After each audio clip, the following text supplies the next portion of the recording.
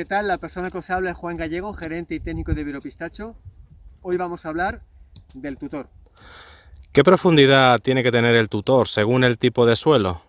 En suelos arenosos solemos recomendar en torno a 55-60. En suelos, digamos, por ejemplo, como es esta textura, que es un suelo franco arcilloso, pues con 45-50 está bien, porque el terreno tiende a compactarse y el tutor tiende a fijarse. ¿Qué tipos de tutores son los que recomiendas?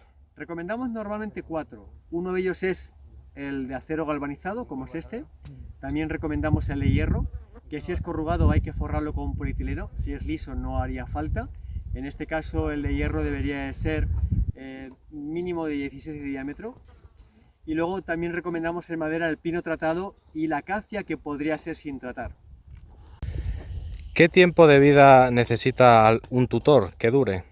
Un tutor debería estar como mínimo 6 años.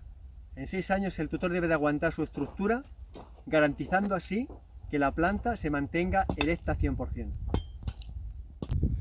¿Qué importancia tiene el tutor en la estructura de la planta desde joven?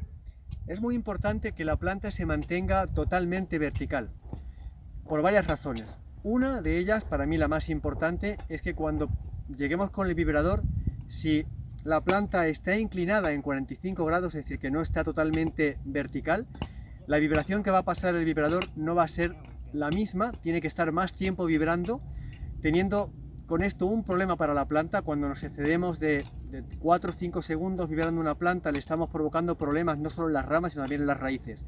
Con lo cual, al tener más contacto de la pinza del vibrador con más, digamos, circunferencia o con más corteza, vamos a hacer una vibración más corta y más eficiente. Sin más, daros las gracias por la atención que nos prestáis.